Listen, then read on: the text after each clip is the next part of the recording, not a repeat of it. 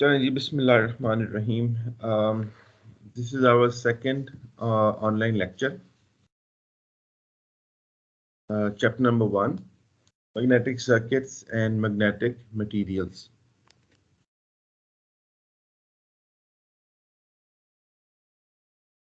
We will start with example number 1.6 because this is where we finished last time. The statement is that for the magnetic circuit of example 1.1, find the inductance, the magnetic stored energy for flux density equal to 1 Tesla and the induced voltage for a 50 Hz time varying core flux of the waveform flux density is equal to 1 sin omega t, where t is 2 pi 60. So we will be using our formulas as discussed last time, and we will simply place them. For example, inductance was the flux linkages divided by the current, and if we go back, this is the definition of inductance: flux linkages divided by the current, and it is equal to n square over the total reluctance. And if we neglect the reluctance of the core, then inductance is as shown in equation 1.30, that is n square mu naught Ag over G, that is the air gap divided by the total length of the air gap. So we use this formula and we find that the inductance is 0.56 Henry. And again, the core reluctance is much smaller than that of the air gap. Thus, a good approximation, the inductance is dominated by the air gap. If we neglect the reluctance of the core, then our answer is 0.57 Henry. And if we include the reluctance of the core, our answer is 0.56 Henry. So very similar answers. Then part B is to find the energy. Energy is half Li square, and here it is equal to 0.18 joules. And then part C is the induced voltage is d phi over dt. That is rate of change of flux divided by rate of change of time. So n d phi over dt. Flux is equal to the flux density multiplied by the area.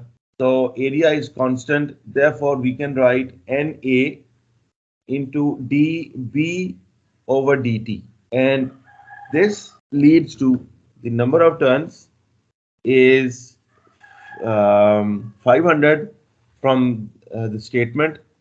If we read example 1.1, the area is also defined, and now we have to differentiate the sin omega t with respect to time, and the answer we get is 377 into 1 cos 377t. By this way we get the waveform of the induced EMF. Right, now we come to series of assignments, and I will share the assignment with the students on our WhatsApp group. However, let us perform one assignment online, and the remaining the students will submit on campus classes. Okay, so the first problem is that we have a circular magnetic circuit. There are 50 turns. The outer diameter is 20 centimeter. The inner diameter is 18 centimeter. There is an air gap of 3 millimeter. mu r. Mu r is the mu relative.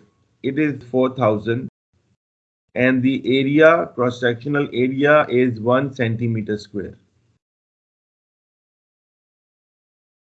The mu of the material is equal to mu naught, that is mu of the air's free space, multiplied by mu r, the relative permeability of the material. We already know mu naught, that is 4 pi to the power minus 7 multiplied by mu r. Mu naught 4 pi to the power minus 7 Henry per meter, and then we will multiply this with the relative mu r to get the permeability of the actual material, of the actual permeability of the material. Right.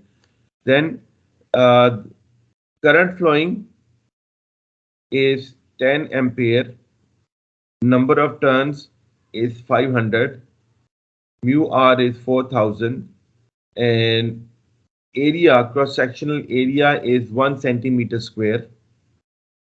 We have to find the flux in the air gap. We have to find the flux in the air gap. So how do we solve this? The solution is that first of all, we will find the MMF, the magnetomotive force. Magnetomotive force is equal to N into I, number of turns into the current, that is 500 multiplied by 10 is equal to 5000 ampere turns. After this, we find the mean radius, the average radius of the magnetic circuit shown. And the outer diameter is 20 centimeter and the inner diameter is 18 centimeters. The mean diameter becomes 19 and our mean radius will become 19 divided by 2, that is 9.5 centimeters. So how do we find the core length? How do we find the core length? We can find the core length, which will be the circumference of the circle minus the air gap. Okay, so the circumference is 2 pi r, very simple. The circumference over here is given by 2 pi r minus the air gap. The answer is 0.59 meters. So this is the mean length of the core. Now we will find the reluctance of the core. The reluctance of the core, well-defined formula, that is RC is equal to length of the core divided by mu naught mu r into area, and the answer is 1181725 ampere turn per Weber.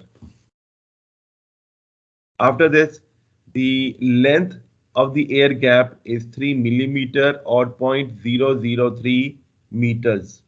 And then the reluctance of the air gap is length of the air gap divided by probability of free space divided by area.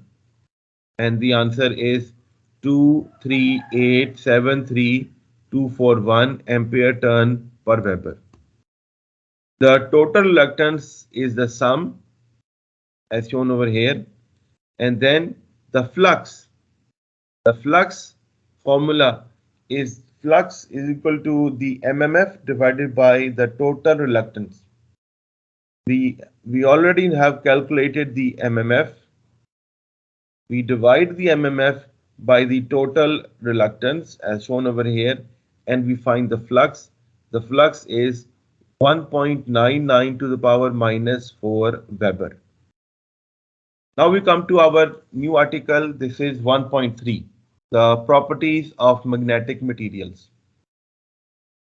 The properties of magnetic material due to hysteresis effect, the relationship between flux density and flux intensity for a ferromagnetic material is both linear and multi-valued. The most common curve used to describe a magnetic material is the BH curve or the hysteresis loop. So, um, in this diagram, we see two. In this slide, we see two diagrams. One one diagram, figure 1.9, is used for AC signals, because in our AC case the signals enters the positive half and in the negative half.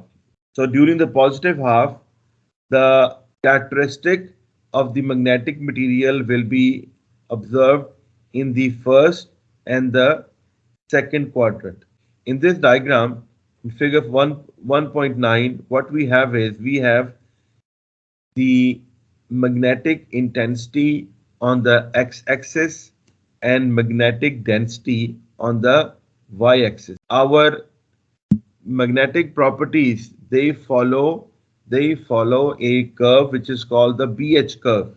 And if the input source is AC, at that time the signal will follow figure 1.9, and if our input source is DC, then the BH curve will be as shown in figure 1.10. The figure 1.10 also has H, or the magnetic intensity on the x-axis, and magnetic density on the y-axis. However, the BH curve characteristic starts from B is equal to 0. Now, both of them are of the same material. Both of them are non-linear and both of them are multi-value. Figure 1.19 is incomplete in terms that the curve in the third and the fourth quadrants are not shown. And we will have a look at the complete characteristic in a later slide.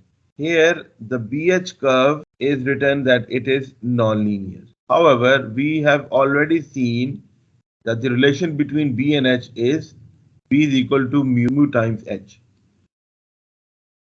So how can we satisfy? How can we be satisfied that on the one hand the theory says B is equal to mu times H, take mu as air, then mu is a constant, B is equal to mu times H. This means that the relationship between flux density and flux intensity is linear. However, it is written that for ferromagnetic material, the B and H is nonlinear. So how can we relate? How can we relate these two claims in the same book? So we must always keep in mind that this relation is valid only for a specified limit. In here, we can assume that it is a straight line. The relationship is valid only for a small portion of time. And beyond that, we must never use this equation, because after saturation, the equation becomes non-valid.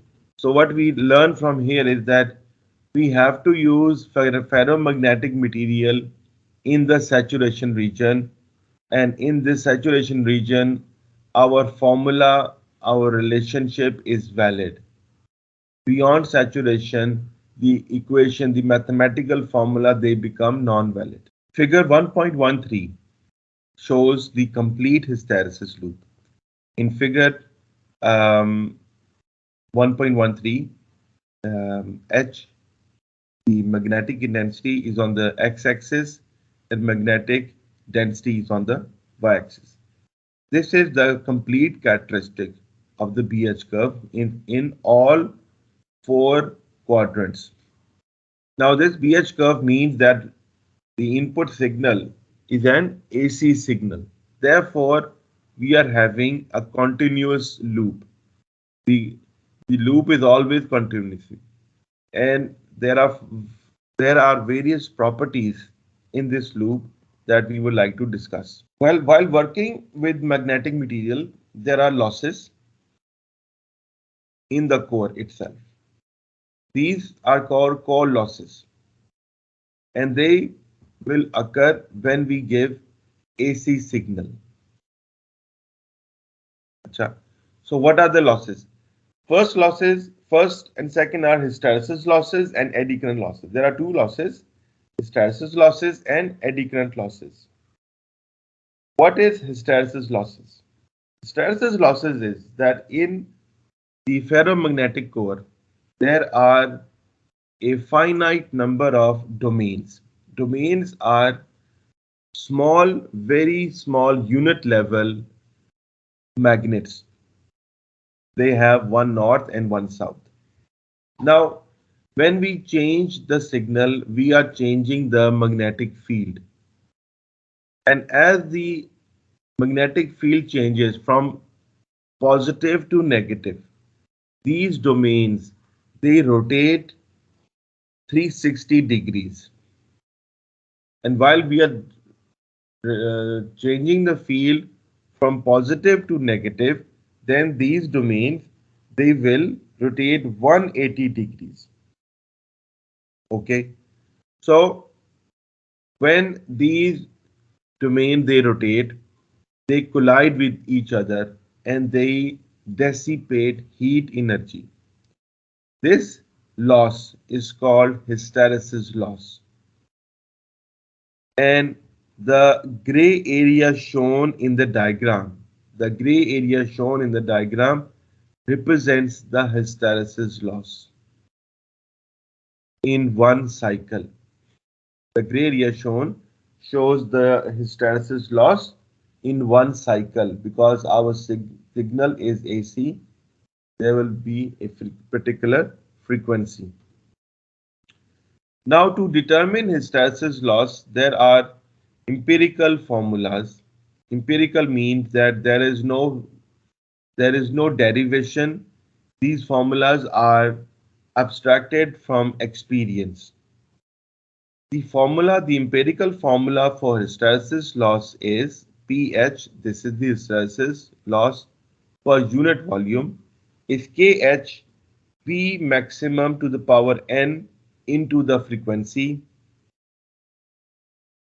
and the unit is watt per meter cube. Now in this equation, pH represents the hysteresis power loss, kh is a constant, n is also a constant which is determined to fine tune the equation as per required. The value of n is variable from 1.5 to 2.5. F is the frequency and B maximum is our maximum flux density. This is our first hysteresis loss. Now we come to the eddy current losses. What are eddy current losses? Eddy current losses is that if we have a solid iron core, and we place certain bindings, then as flux changes, because we are providing an AC signal, then as flux changes, this changing flux or time varying flux will induce voltage in the core itself. And when there is induced voltage in the core, we will have a current. And when this current flows, in the iron core, it will cause I square R losses, where I is the current in the core and R is the resistance of the core. Such current is called eddy currents. And I square R losses, and these I square losses are the eddy current losses. So time varying magnetic field give rise to electric field in the material, resulting in induced current.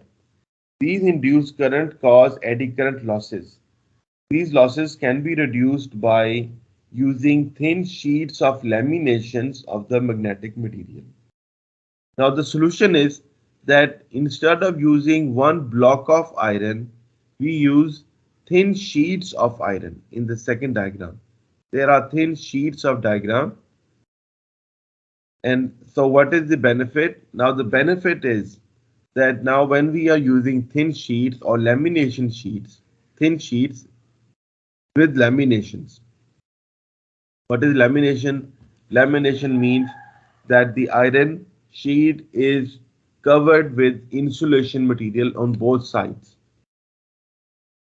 So when there are lamination sheets, then when the magnetic varying time varying magnetic field passes, at that time less current will pass through the sheet because we have reduced the area, we have reduced the effective area, thereby we have increased the resistance because resistance is equal to length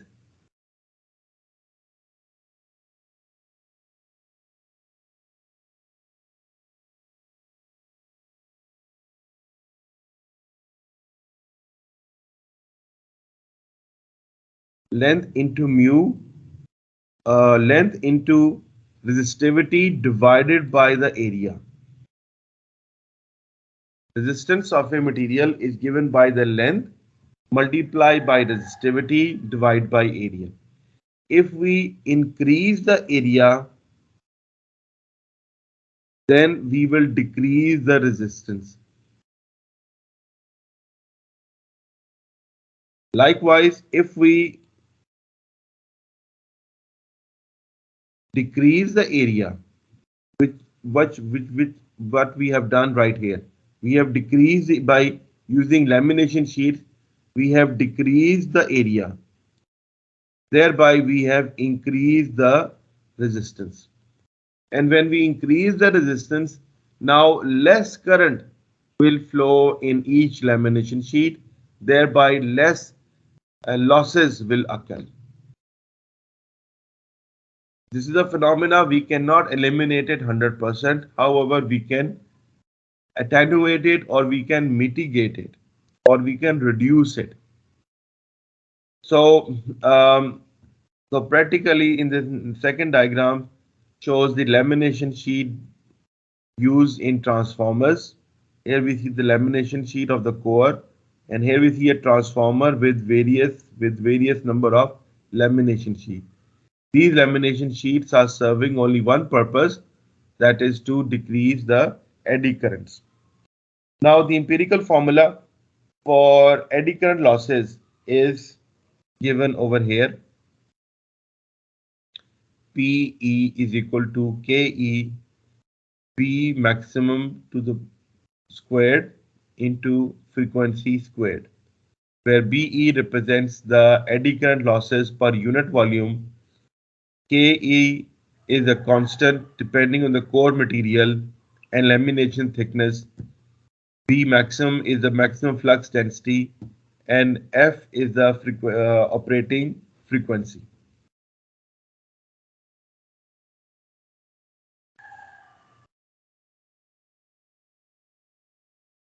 Then comes the total losses. Total core losses is equal to the sum of hysteresis losses and eddy current losses. The total losses in the core will be the sum of hysteresis losses and eddy current losses in the core. For a given magnetic circuit with the core of ferromagnetic material, volume and thickness of the plates are constant, and total core losses can be expressed by total core losses is equal to KHF P maximum to the power n plus KE F square B maximum squared.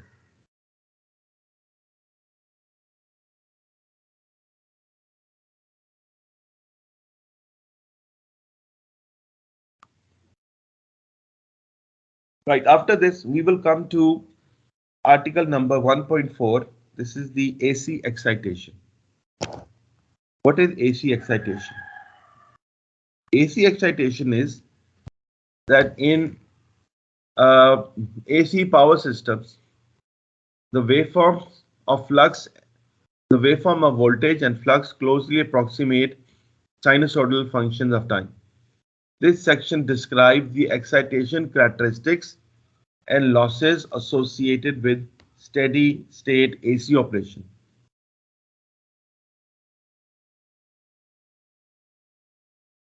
This section describes the excitation, characteristics, and losses associated with steady state AC operation of magnetic material under such operating conditions. So, in this article, we will discuss the characteristics, the excitation characteristics when we give an AC signal to the core. When we give an AC signal to the core, the flux produced inside the core is given by phi maximum sin omega t, where phi maximum is the area of the core multiplied by flux density into sin omega t. Now in this equation, in the first equation, AC is the area of the core, B maximum is the maximum flux density as defined by our graph over here. Here we will have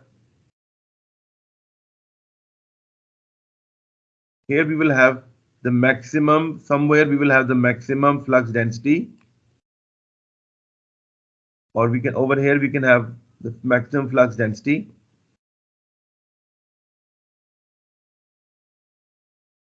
So phi t is AC B maximum sin omega t. AC is a constant, that is the area of the core is a constant, B maximum is a constant.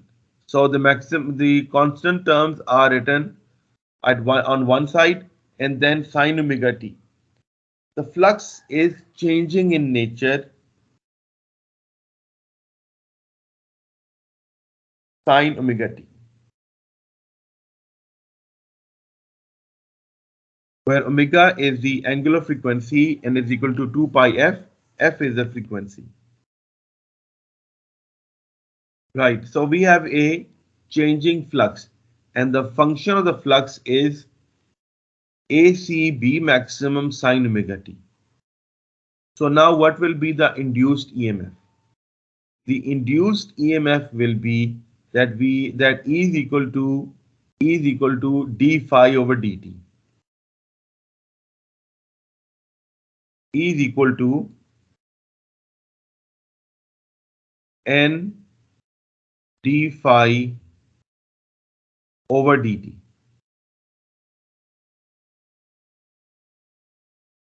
Phi of t is already written over here.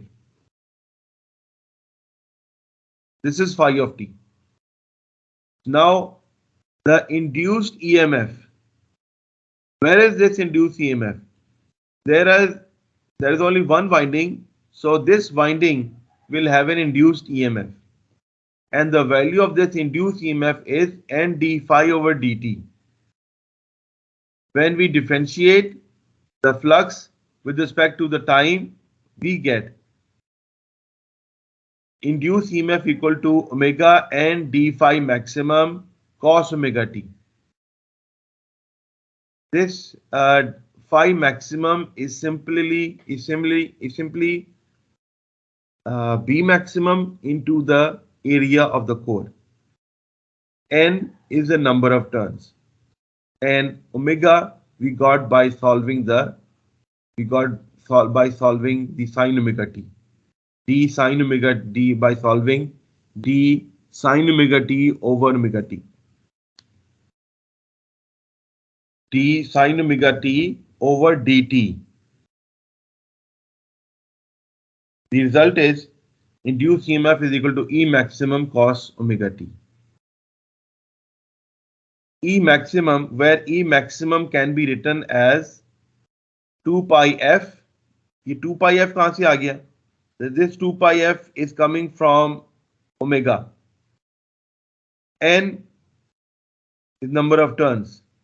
A is the area of the core, and B maximum is the maximum flux density. This is our maximum. Now, how do we find the RMS? How do we find the RMS? In AC signals, we find the RMS if we have a sine signal. then we can find the RMS by dividing the maximum value over 2 pi over under root 2. So RMS of a sine wave is given that we divide the peak value by under root 2. Here is the maximum value. To find the RMS, we divide this maximum value by under root 2. We get the answer under root 2 into pi f NACB maximum. This is the RMS value of the induced voltage. Here is the beam E maximum. This is the maximum induced voltage, and this is the instantaneous induced voltage. Right. And excitation current d phi. Now this is very important to listen. Okay, an excitation current d phi corresponding to the excitation MMF and di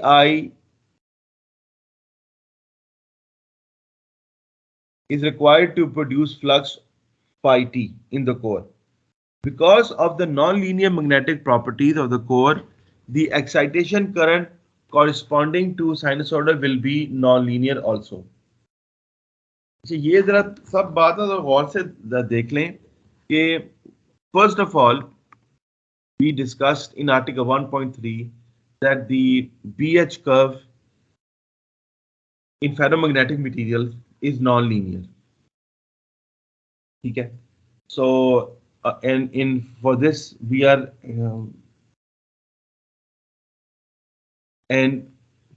particularly focusing on figure 1.9 because it is a characteristic corresponding to AC excitation. The curve is non-linear. When flux passes, to produce this flux, the current required. Where is the current? The current lies in the formula Ni, the magnetomotive force. The flux produced is Ni divided by the reluctance. The reluctance will remain the same. The number of turns will remain the same. The current will vary. So as the flux density, as it is non-linear, therefore the current which is producing this flux will also be non-linear. And this current which is producing the flux, it is called the excitation current. What is the meaning of excitation current? D phi. It is that current which produces flux in the core. And we use this current to multiply it with number of turns. We get the magnetomotive force. And the flux is found by dividing the magnetomotive force by the reluctance. Since the flux produced will be nonlinear, therefore the excitation current will also be nonlinear. So और इस fact को दिखाया गया है in figure 1.11. That is, here we see the BH curve, which is a nonlinear value, and it corresponds to the current. This current is LCH RMS over the number of turns. और यहाँ पे ये देख लें कि here we have a various number of waveforms.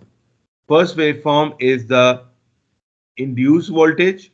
Then there is a waveform of flux. And then the third waveform is the non-linear current, I phi. The RMS volt ampere required to excite the core is simply equal to the RMS into IRMS, simply equal to ERMS into IRMS, and we have already found the value of RMS induced voltage, and IRMS is LCH RMS over N, We place them together, we get 2 pi f b maximum h RMS into a area AC LC.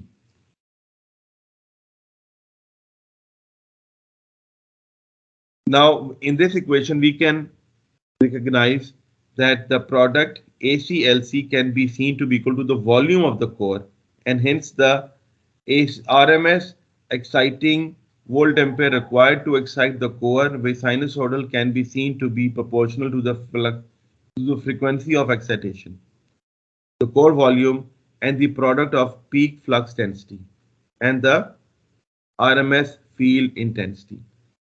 So this formula E RMS I pi RMS is the volt ampere which is required to excite the core,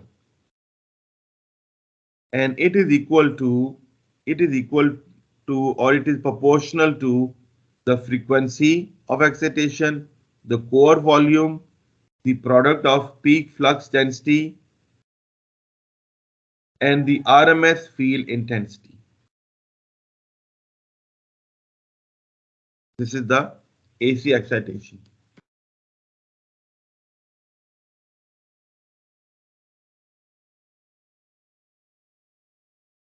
Now we come to article number 1.5.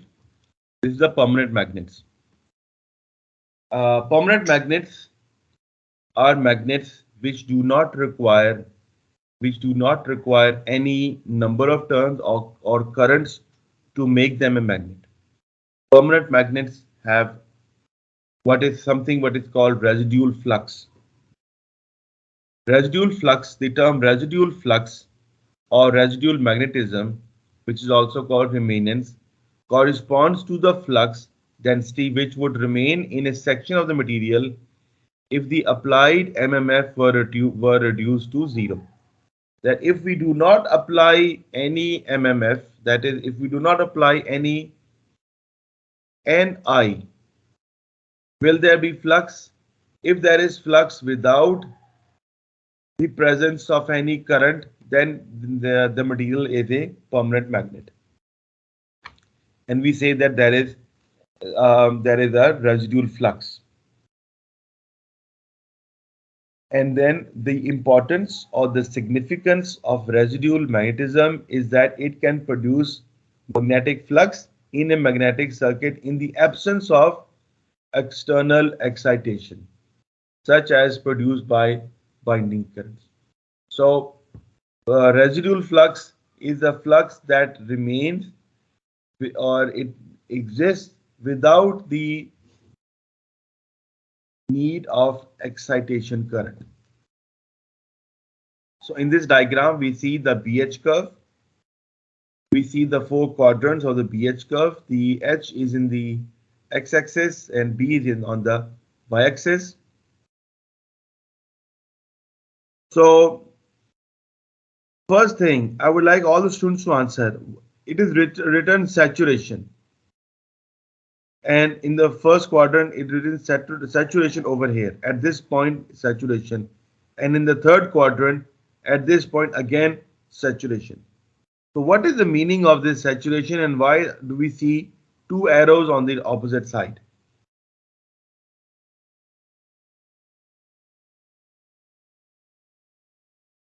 So the saturation terms is written saturation over here because in a ferromagnetic material, there are finite number of domains. These domains are unit magnets. Since they are finite, so a point will come when we magnetize them, a point will come when all of the domains are aligned. At that time, we say that since there is no other domain is left to be aligned, all of the 100% domains are aligned, we have got saturation. Now, even if we increase the intensity, there is no domain left to be aligned. So even if we now increase the intensity, it will bring no difference in the flux. Therefore, we say it is saturated. And these arrows, they represent single domains, single domains which have all been aligned in one direction. Now, if we look at the third quadrant, we also see that at this point we have saturation, but the domains are directing in the opposite direction. The phenomena is the same, that in the finite the finite domains in the material have all been aligned, and even if we increase the intensity in the opposite direction, there is no domain left to be aligned. So we reach saturation in the opposite direction. Now, what happens between them is that there is a nonlinear existence. Okay. Now, the term that we have studied today, the remanence, it is found over here. It corresponds to this point. At this point, yes, at this point, the H intensity is zero. H is the magnetomotive force intensity, Ni. The current is zero. At, at zero current, we still observe some flux. This is due to the remanence, measure of the remaining magnetization when the driving field is dropped to zero. Okay. Then another important terminology is coherexivity. Coherexivity, a measure of the reverse field needed to drive the magnetization to zero after being saturated, and it exists over here.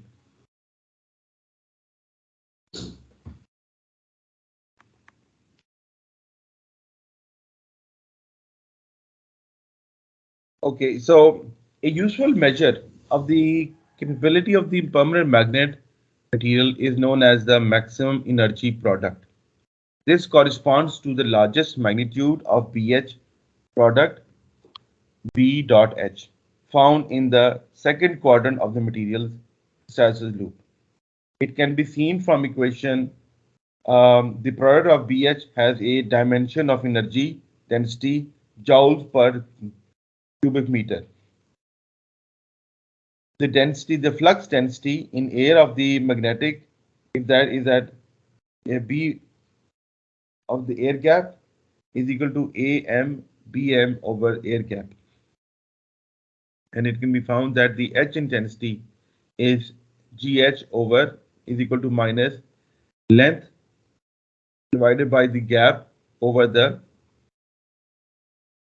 H intensity M.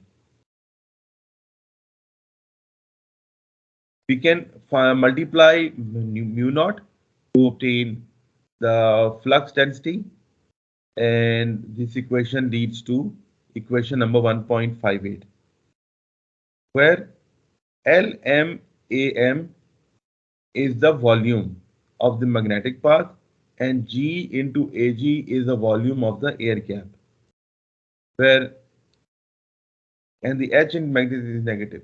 Solving this equation, we get for the volume of magnet is volume of air multiplied by the flux density of the air divided by mu naught into minus Hm, which is the desired result. It indicates that to achieve, and this equation indicates that to achieve a desired flux density in the air gap, the required volume of magnet can be minimized by operating the magnetic at the point of large possible value of BH.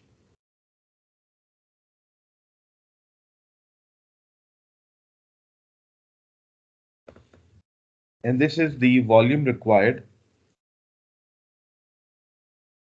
Further, that the larger value of this product, the smaller size of magnet required to produce desired flux density.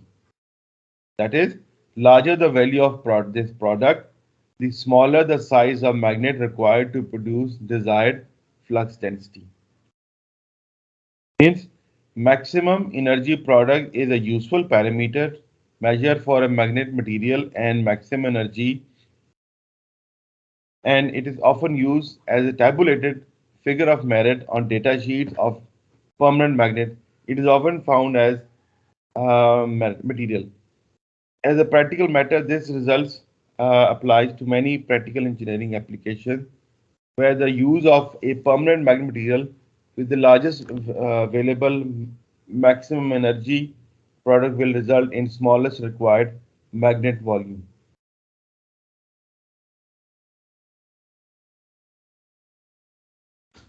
Right, so now let us come to example number 1.7.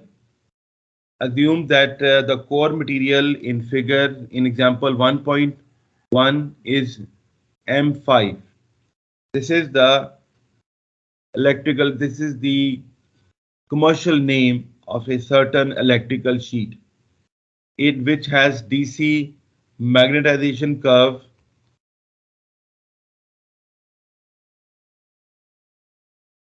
as shown in figure 1.1. This is figure 1.1 and we see the DC magnetization curve of material 57 M5.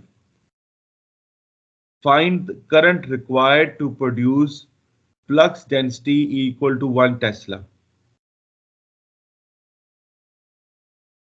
So this is the structure of the magnetic material and we have the characteristics of the magnetic material in figure 1.10. We are required to find the current that produces the flux density in the core equal to 1 Tesla. The value of H for flux density 1 Tesla is read from figure 1.10. How? So we have placed Hc is equal to 11 ampere because if we study the characteristic, the flux density is 1 Tesla. For flux density 1 Tesla, we will look at the graph and we will find that it is more than 10 ampere. It is more than 10 turns per meter, and we will take it as 11, but less than 20. So we will take it as 11 ampere turns per meter. This is the H intensity. This is how H intensity is 11, as this is determined from the graph. It is determined from the graph. Okay. Now, after this, the MMF in the core is what? HCLC. HC is 11 ampere turn per meter. LC is from we can find this from example 1.1, which is 0.3 meters. So MMF is 3.3 ampere turns. Similarly, the MMF for the air gap is Hg over G.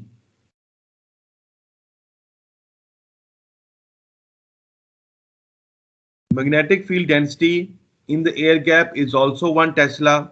We divide this 1 Tesla by 4 pi to the power minus 7, and multiply by the air gap length, we get the magnetomotive force required in the air gap, which is 396 ampere turns. So the required current, very simply, we divide the two, we add the two MMFs and divide by number of turns. That is 399 divided by 500 is equal to 0.8 amperes. So this is the current required to produce 1 Tesla in to produce a flux density of 1 Tesla. Right. आपका time तो नहीं खत्म हो गया? Yes sir, दूसरी class start हो गई है हमारी. ठीक है जी, I will just take attendance. So we will continue next time. Sir book share कर दे सर काइंडली ग्रुप में. वो बुक अगर आप देख लें, अगर आप लोग देख लें अपने तौर पे.